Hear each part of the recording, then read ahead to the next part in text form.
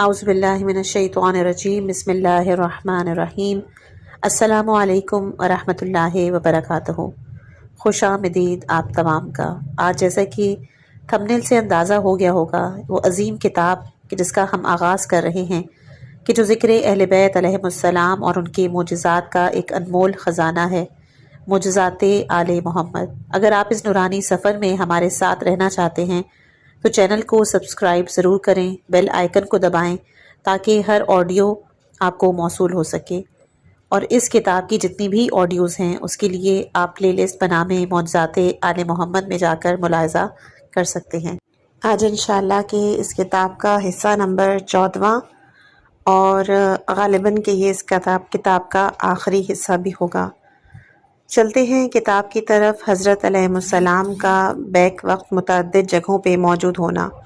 शेख बरसी लिखते हैं कि जब जंग खंदक में अमीरुल मोमिनीन अलैहिस्सलाम ने उमर इब्न अब्दुवद आमरी को कत्ल किया तो आप खंदक के किनारे खड़े हो गए और आपने अपनी तलवार को हवा में हरकत दी। लश्कर कुफ़ार तेग़ अली को देखकर भागा और भागने वालों की 17 सफ़े बन गईं और हर सफ़ वालों को अली अपने ताक़ुब में दिखाई दिया। इब्न शहर आशूब किताब अल-मनाक़िब में लिखते हैं कि हसन बसरी ने अपनी किताब में लिखा कि रोज़े अहज़ाब लश्कर कुफ़ार 17 सफ़े बनाकर भागा और हर सफ़ वालों को अली अपने ताक़ुब में दिखाई देता था। इब्न शहर आशूब ने शेख मुफीद की किताब अल-अयून और किताब अल-मुहासिन के हवाले से लिखा कि इमाम जाफ़र सादिक़ अलैहिस्सलाम ने वाक़यात बदर बयान करते हुए फरमाया, मुशरिक ज़ख्मियों से पूछा जाता कि तुझे किसने ज़ख्मी किया? जवाब में वो कहता कि मुझे अली इब्न अबी तालिब ने ज़ख्मी किया, और जैसे ही कोई ज़ख्मी अली का नाम लेता तो फ़ौरन मर जाता था। बिस्तान अल-वाइज़ीन में मरक़ूम है कि रसूल खुदा सल्लल्लाहु अलैहि वसल्लम ने फरमाया, जब खुदा ने मुझे मेराज कराई तो मैंने हर आसमान में देखा कि अली इब्न अबी तालिब नमाज पढ़ रहे हैं और मलाइका उनके पीछे नमाज पढ़ रहे हैं।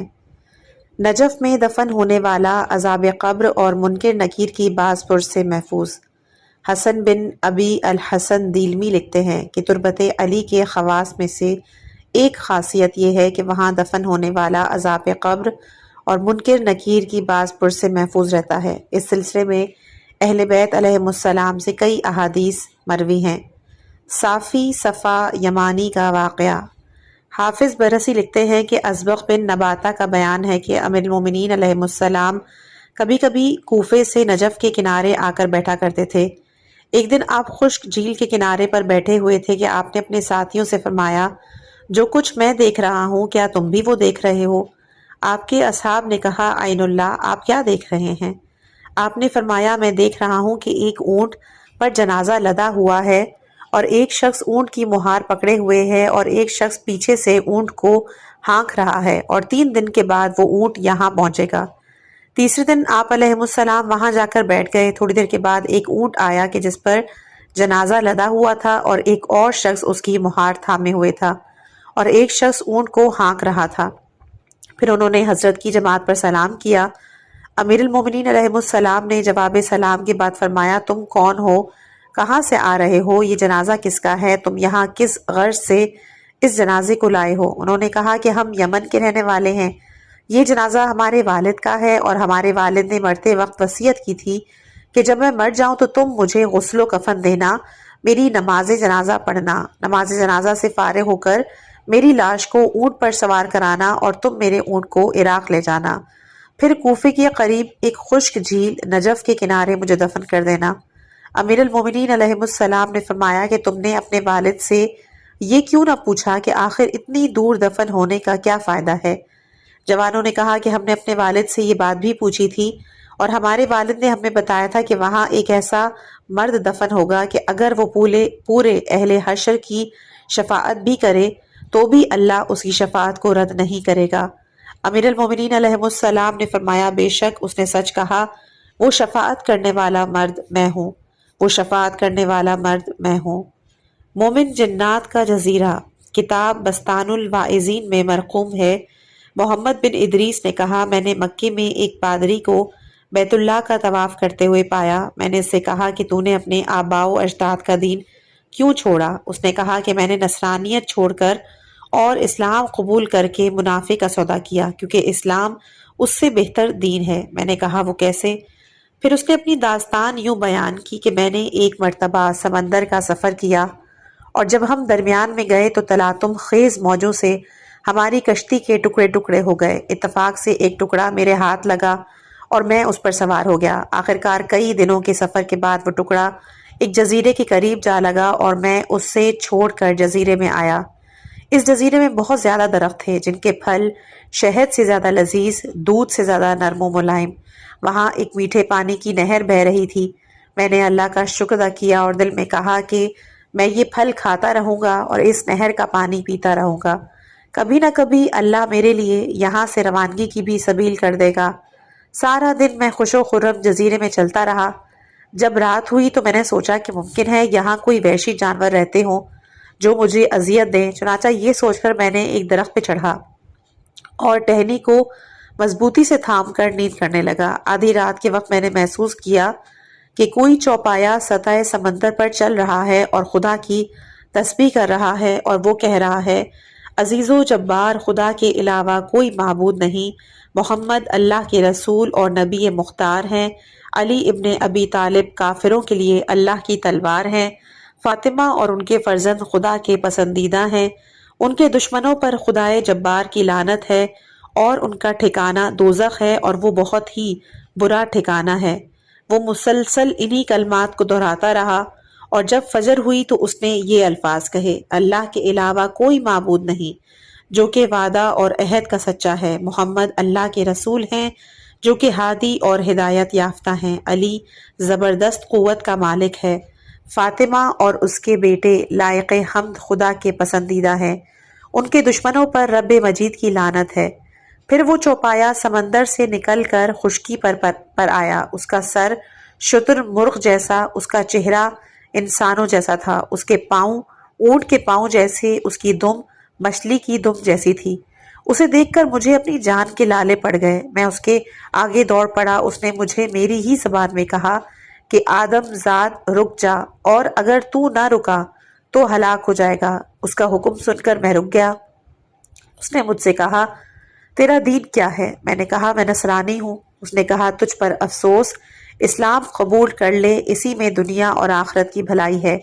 یہ مسلمان جنات کا جزیرہ ہے، مسلمان کے علاوہ یہاں سے بچ کر کوئی نہیں جا سکتا۔ میں نے کہا مجھے اسلام کا کلمہ پڑھاؤ۔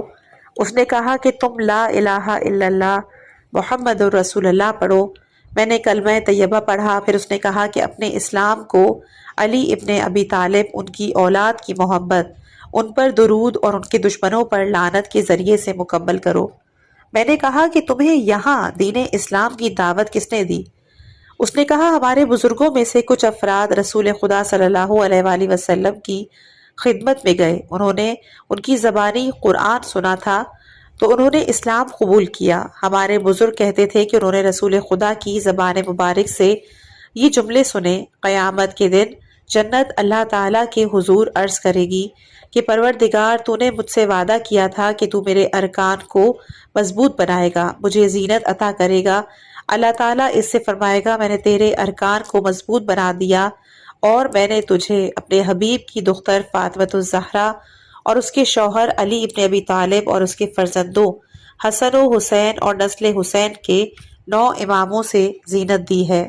پھر اس چوپائے نے مجھ سے کہا کہ تو یہاں رہنا چاہتا ہے یا اپنے گھر کی طرف واپس جانا چاہتا ہے؟ میں نے کہا میں واپس جانا چاہتا ہوں۔ اس نے کہا صبر کر، ابھی ایک کشتی آنے والی ہے۔ تھوڑی دیر کے بعد ایک سمندری جہاز سامنے سے گزرنے لگا تو اس نے ان کی طرف اشارہ کیا۔ انہوں نے وہاں سے ایک کشتی میری طرف روانہ کی۔ میں کشتی میں سوار ہو کر جہاز میں پہنچ گیا اور جہاز پر 12 افراد سوار تھے جو کہ سب کے سب نصرانی تھے۔ میں نے انہیں اپنا واقعہ سنایا جسے سن کر انہوں نے بھی اسلام قبول کیا۔ حضرت علیہ السلام کی عمر ابن سعد لعین سے گفتگو۔ روایات میں مذکور ہے کہ ایک دن حضرت علی علیہ السلام نے عمر ابن سعد کو دیکھا تو اس سے فرمایا، ایک دن آنے والا ہے جب تجھے جنت اور دوزخ میں سے کسی ایک کی منتخب کرنے کا موقع ملے گا، مگر تو دوزخ کا چناؤ کرے گا۔ عمر ابن سعد نے کہا کہ خدا نہ کرے کہ میں دوزخ کا انتخاب کروں۔ حضرت نے کہا بہرحال وہ وقت ضرور آئے گا، اور حضرت کی یہ پیشن گوئی حرف بحرف صحیح ہوئی۔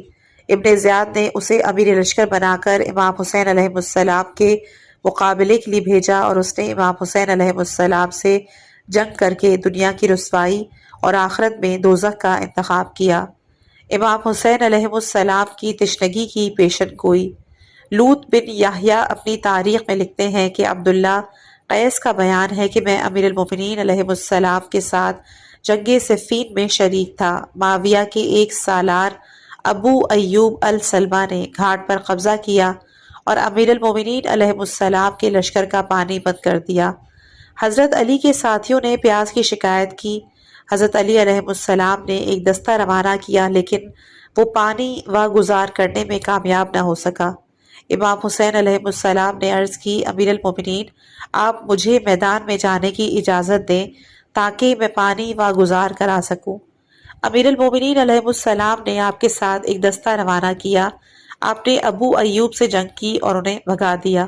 پانی پر امام حسین علیہ السلام کی فوج کا تسلط قائم ہو گیا۔ امام حسین علیہ السلام جنگ جیت کر امیر المومنین کی خدمت میں آئے۔ عرض کیا کہ میں نے دشمنوں کا گھاٹ سے قبضہ ختم کر دیا، اب ہمارے لیے پانی کی کوئی رکاوٹ نہیں۔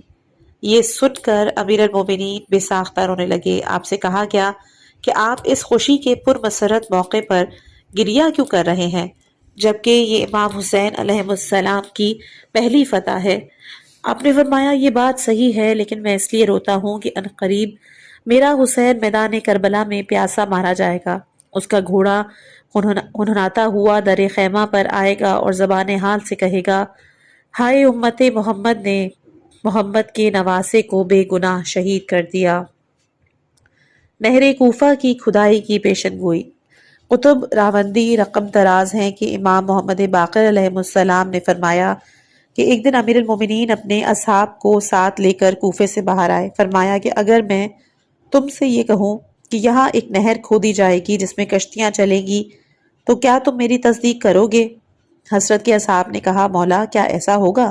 آپ نے فرمایا، جی ہاں، ایسا ہو کر رہے گا گویا میں یہاں نہر کو بہتا ہوا دیکھ رہا ہوں جس میں کشتیاں چل رہی ہیں، اور وہ نہر ابتدا میں اہل کوفہ کے لیے باعث مصیبت اور بعد میں ان کے لیے باعث رحمت ثابت ہوگی۔ راوی کا بیان ہے، حضرت کی یہ پیشن گوئی حرف بحرف پوری ہوئی اور نہر کا اجرا ہوا جو کہ پہلے پہل اہل کوفہ کے لیے مصیبت اور بعد میں رحمت ثابت ہوئی۔ قصاب کا کٹا ہوا ہاتھ درست کرنا۔ قطب راوندی لکھتے ہیں کہ ایک شخص کی کنیز قصاب کے پاس گوشت خریدنے کے لیے گئی۔ قصاب نے اسے گوشت تھوڑا دیا۔ وہ گوشت لے کر روتی ہوئی جا رہی تھی کہ امیر المومنین علیہ السلام اس کو دکھائی دیے۔ کنیز نے قصاب کی شکایت کی۔ آپ اسے ساتھ لے کر قصاب کے پاس گئے اور فرمایا، تمہیں گوشت دیتے وقت امیر، غریب، کمزور، قوی کا فرق روا نہیں رکھنا چاہیے۔ قصاب جو کہ حضرت کو نہیں جانتا تھا، اس نے ہاتھ کے اشارے سے کہا کہ آپ تشریف لے جائیں۔ آپ وہاں سے واپس آ گئے۔ کسی نے قصاب سے کہا، کیا تو انہیں پہچانتا بھی ہے کہ یہ کون ہے؟ قصاب نے کہا، نہیں۔ اس شخص نے کہا کہ یہ امیر المومنین علی ابن ابی طالب ہیں۔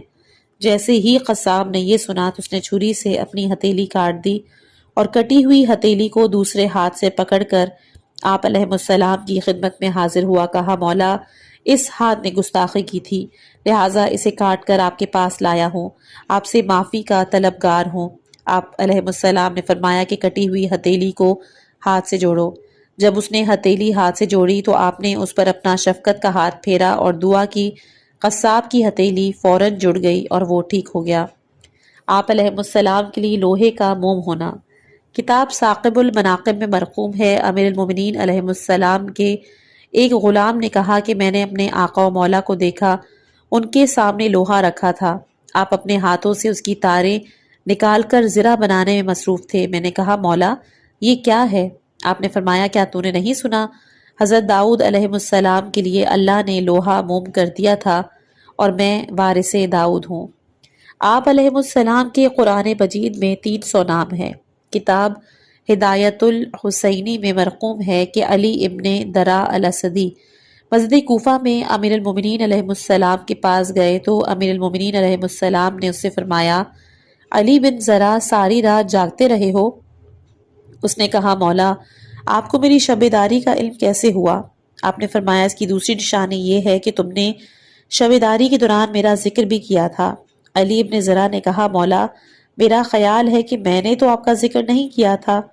تو حضرت نے فرمایا کہ رات تم نے قرآن مجید کی سورہ نبا کی آیت نمبر 1 اور 2 تلاوت کی۔ پھر آپ نے فرمایا کہ تم نے جس نبا عظیم کی آیت پڑھی تھی وہی نبا عظیم میں ہوں، اور لوگوں کا اختلاف بھی میرے ہی بارے میں ہے۔ اللہ کی کوئی نبا یعنی کوئی خبر مجھ سے بڑی نہیں۔ قرآن مجید میں میرے 300 نام ہیں، اور اللہ نے میرے ذاتی نام کا تذکرہ اس لیے نہیں کیا تاکہ لوگوں کو یہ بات ناگوار نہ گزرے۔ عمرو بن اتمک کے انجام کے لیے پیشن گوئی۔ ابو حمزہ سمالی کا بیان ہے کہ مجھ سے جابر بن عبداللہ انصاری نے بیان کیا کہ رسول خدا صلی اللہ علیہ وآلہ وسلم نے ایک سریہ روانہ کیا اور ان سے فرمایا کہ تم دوران سفر رات کے وقت راستہ بھٹک جاؤ گے، تمہیں راستہ نہیں ملے گا، اس وقت تمہیں بائیں ہاتھ پر سفر کرنا چاہیے۔ جب تم بائیں ہاتھ چلو گے تمہیں ایک نیک انسان ملے گا، تم اس سے راستہ پوچھو گے، وہ کہے گا کہ میں تمہیں اس وقت تک راستہ نہیں دکھاؤں گا جب تک تم میرے ہاں کھانا نہیں کھاؤ گے۔ چنانچہ وہ تمہارے لیے ایک دمبا ذبح کرے گا، تمہیں کھانا کھلائے گا، اس کے بعد وہ تمہارے ساتھ چل کر تمہیں راستہ دکھائے گا۔ تم اسے میری طرف سے سلام کہنا اور اسے بتانا کہ مدینے میں میرا ظہور ہو چکا ہے۔ الغرض سیریا روانہ ہوا، دوران سفر رات کے وقت راستہ بھٹک گئے، انہیں کہیں سے بھی راستے کا نشان دکھائی نہ دیا۔ پھر انہوں نے آن حضرت کے فرمان کے مطابق بائیں ہاتھ چلنا شروع کیا۔ ابھی کچھ دور تک گئے تھے کہ راستے میں انہیں ایک شخص ملا۔ لوگوں نے راستہ پوچھا تو اس نے کہا کہ میں تمہیں اس وقت تک راستہ نہیں دکھاؤں گا جب تک میرے ہاں کا کھانا نہیں کھاؤ گے۔ الغرض کہ اس نے دمبا ذبح کیا، انہیں کھانا کھلایا، پھر ان کے ساتھ روانہ ہو کر انہیں راستہ دکھایا۔ لوگوں نے اسے رسول خدا کے کا سلام پہنچایا اور بتایا کہ آپ کا مدینے میں ظہور ہو چکا ہے۔ جس شخص نے اہل سریا کی میزبانی کی تھی اس کا نام عمرو بن الحمق الخزائی تھا۔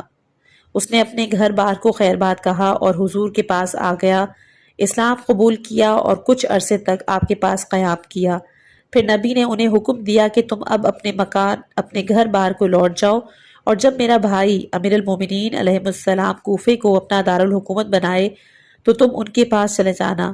عمرو بن الحمق اپنے گھر کو چلے گئے، اور جب امیر المومنین علیہ السلام کوفے تشریف لائے تو آپ بھی کوفے آ گئے۔ ایک دن اس نے امیر المومنین کے پاس بیٹھے تھے کہ آپ نے ان سے فرمایا کیا تم نے یہاں مکان بھی خریدا ہے؟ اس نے کہا جی ہاں۔ آپ علیہ السلام نے فرمایا کہ موجودہ مکان فروخت کر کے بنی اجد کے محلے میں مکان خرید کر لو، اور یاد رکھو میری رحلت کے بعد ظالم حکمران تجھے گرفتار کرنے کا ارادہ کریں گے۔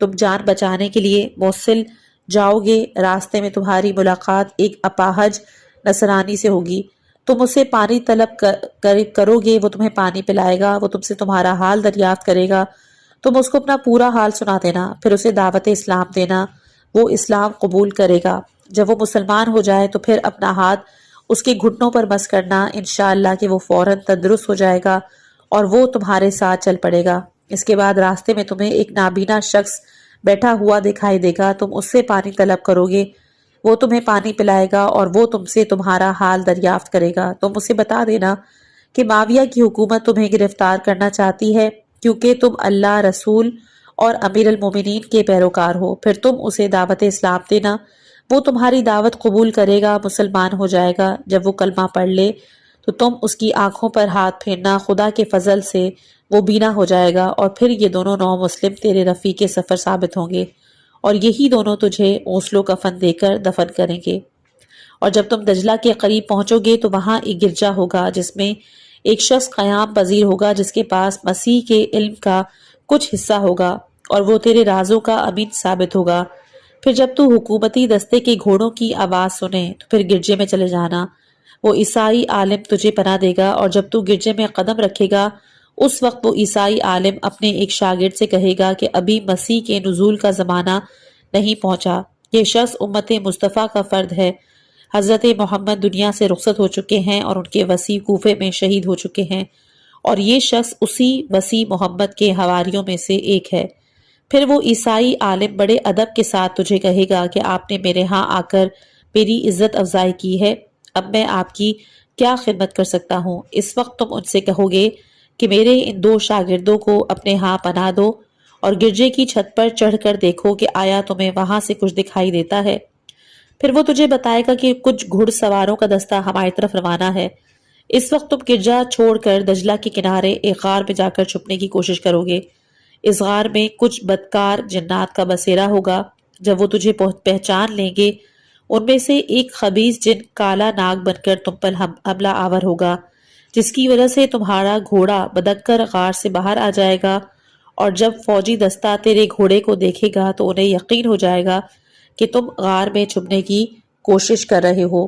پھر تم غار سے نکل کر باہر کھلے میدان میں آ جاؤ گے، ان سے جنگ کرو گے، کچھ افراد کو قتل کرو گے، اور اس کے بعد وہ تجھ پہ غلبہ حاصل کر لیں گے اور تجھے شہید کر دیں گے۔ شہادت کے بعد تیرا سر جدا کر کے نوکے نیزہ پر سوار کریں گے اور تیرے سر کو معاویہ کے پاس شام روانہ کریں گے۔ تیرا سر تاریخ اسلام میں پہلا سر شمار کیا جائے گا جسے تشہیر کی غرض سے شہر بشہر پھرایا جائے گا۔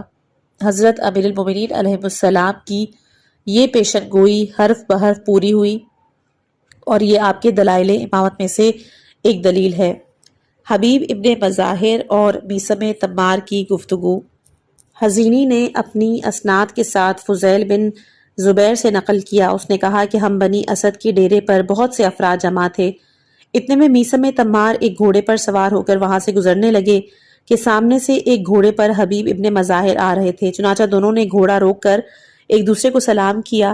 میثم تمار نے کہا کہ حبیب، میں ایک ایسے شخص کو پہچانتا ہوں جس کے سر پر بال کم ہیں، جو خاصا لہیم و شہیم ہے، جو باب ارزق کے پاس بیٹھ کر تربوز بیچتا ہے۔ اسے آل محمد کی محبت کے جرم میں صلیب پر چڑھایا جائے گا۔ یہ اشارہ انہوں نے اپنی طرف کیا۔ یہ سن کر حضرت حبیب ابن مظاہر اسدی نے کہا، میثم، میں بھی ایک سرخ رنگ والے شخص کو پہچانتا ہوں کہ جو رسول خدا کے نواسے کی مدد کرتے ہوئے شہید کیا جائے گا، اور اس کے سر کو نوکے نیزہ پر سوار کر کے کوفہ لایا جائے گا، اور جو سر لے کر آئے گا اسے انعام دیا جائے گا۔ حضرت حبیب نے یہ اشارہ اپنی طرف کیا۔ یہ کہہ کر دونوں جدا ہو گئے اور اپنے اپنے گھروں کو چلے گئے۔ اہل مجلس نے ان دونوں کی گفتگو سن کر کہا کہ ہم نے ابو تراب کے اصحاب کو انتہائی عجیب پایا ہے۔ یہ لوگ یہ گمان کرتے ہیں کہ ابو تراب نے انہیں یہ علم دیا ہے۔ ابھی ہماری محفل ختم نہیں ہوئی تھی کہ رشید ہجری وہاں سے آئے۔ انہوں نے ہم سے میثم اور حبیب کے متعلق پوچھا۔ ہم نے بتایا کہ کچھ دیر قبل دونوں یہاں کچھ دیر کے لیے رکے تھے۔ انہوں نے یہ باتیں کی، پھر دونوں یہاں سے چلے گئے۔ رشید ہجری نے کہا کہ اللہ میثم اور حبیب دونوں پر رحم کرے۔ حبیب کو یہ بات بھول گئی کہ اس کے سر لانے والے کو پہلی دفعہ انعام دینے کے بعد دوسری بار بھی 100 درہم دیا جائے گا۔ اہل مجلس نے رشید ہجری کی گفتگو سنی تو انہوں نے کہا کہ یہ ان سے بھی بڑا جھوٹا ہے۔ دن گزرتے رہے، یہاں تک کہ انہی اہل مجلس نے یہ منظر دیکھا کہ میثم کو عمرو بن حریث کے دروازے پر سلیب پر لٹکایا گیا۔ حبیب ابن مظاہر اسدی فرزند رسول کی نصرت کرتے ہوئے کربلا میں شہید ہوئے، اور ان کا سر ابن زیاد لعین کے پاس لایا گیا۔ ابن زیاد نے سر لانے والے کو انعام دیا۔ کچھ دیر کے بعد اس نے دوبارہ اسے بلا کر 100 درہم انعام دیا، اور یوں ان کی پیشن گوئیاں درست ثابت ہوئیں۔ اس حقیقت میں کوئی شک نہیں کہ مذکورہ بزرگوں نے یہ پیشن گوئی اپنی طرف سے نہیں کی تھی، بلکہ انہوں نے امیر المومنین علیہ السلام سے یہ پیشن گوئیاں سن کر بیان کی تھی۔ ابن ملجم کے لیے خدائی عذاب۔ راوندی نے اپنی اسناد سے ابو القاسم حسن بن محمد المعروف ابن الرفا سے نقل کیا۔ اس نے کہا، میں مسجد الحرام میں گیا تو میں نے مقام ابراہیم کے پاس لوگوں کا ایک بڑا انبوہ دیکھا۔ میں نے پوچھا کہ یہاں مجمع کیوں لگا ہوا ہے؟ لوگوں نے بتایا کہ ایک عیسائی راہب مسلمان ہوا ہے اور وہ زیارت کعبہ کے لیے آیا ہوا ہے۔ یہ سن کر میں بھی آگے بڑھا۔ میں نے دیکھا ایک بوڑھا بزرگ مقام ابراہیم کے سامنے بیٹھا ہوا تھا۔ اس نے اون کا جبہ، اونی ٹوپی پہن رکھی تھی۔ اس نے بیان کیا کہ ایک دن میں اپنے صومعہ میں بیٹھا ہوا تھا۔ میں نے اپنے گرجے سے باہر دیکھا تو گدھے کی طرح سے ایک بڑا پرندہ مجھے دکھائی دیا، جو کہ گدھ کی طرح سے ایک بڑا پرندہ دکھائی دیا جو کہ ساحل سمندر کے قریب ایک چٹان پر آ کر بیٹھا۔ پھر اس نے قے کی، اس کے منہ سے ایک انسان کا چوتھائی حصہ برآمد ہوا۔ پھر وہ پرندہ اڑ گیا۔ کچھ دیر کے بعد وہ پرندہ واپس آیا۔ اس نے پھر قے کی، اس بار بھی ایک انسان کا چوتھائی حصہ اس نے اگلا۔ پھر وہ پرندہ اڑ گیا۔ کچھ دیر بعد وہ واپس آیا۔ اس نے قے کی، تیسری بار بھی اس نے انسان کا چوتھائی حصہ اگلا۔ پھر وہ اڑ گیا۔ کچھ دیر بعد وہ پھر اسی جگہ آیا۔ اس نے قے کی، چوتھی بار بھی اس نے ایک انسان کا چوتھائی حصہ اگلا۔ پھر میں نے ایک عجیب منظر دیکھا۔ وہ کٹے ہوئے چاروں حصے ایک دوسرے کے ساتھ مل گئے اور ایک جیتا جاگتا جاگتا انسان اٹھ کے کھڑا ہوا۔ کچھ دیر کے بعد وہ پرندہ آیا اور اس شخص پر جھپٹا، اسے 4 حصوں میں تقسیم کیا۔ اس نے اس کا 1/4 حصہ نگل لیا۔ پھر 3 مرتبہ وہ اترا اور ہر بار 1/4 حصہ نکلتا رہا، یہاں تک کہ اس نے اپنی 4 پروازوں میں پورے انسان کو نگل لیا۔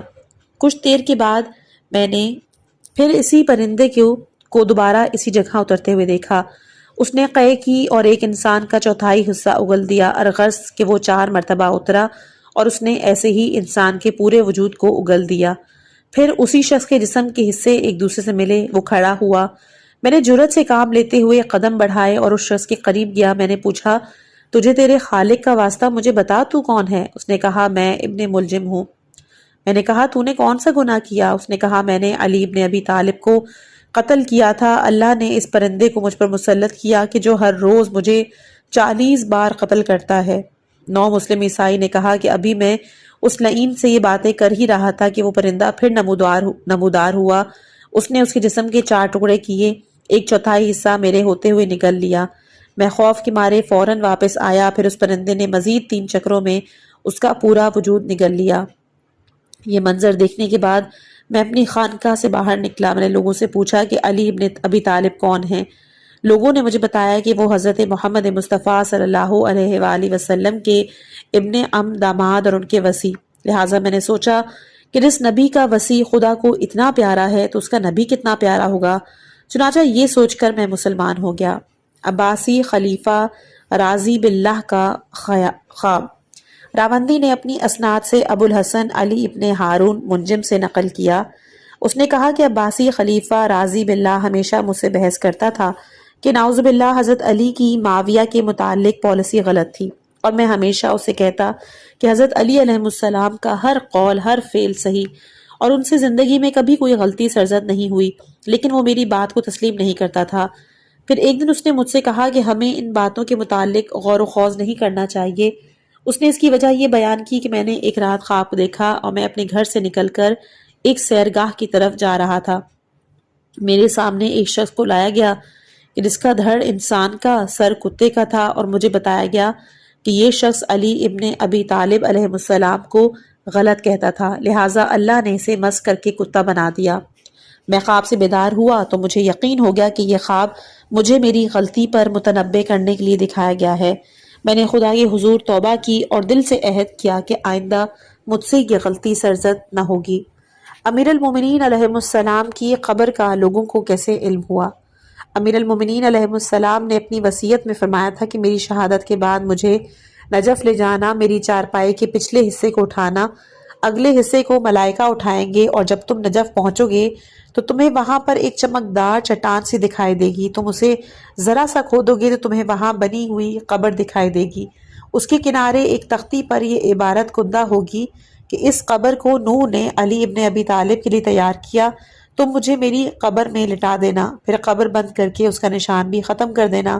حسنین کریمین نے اپنے والد کی وصیت پر عمل کیا، اور گھرانہ اہل بیت کے علاوہ عام لوگوں کو حضرت کی قبر کا نشان معلوم نہیں تھا، یہاں تک کہ اموی دور کا خاتمہ ہوا۔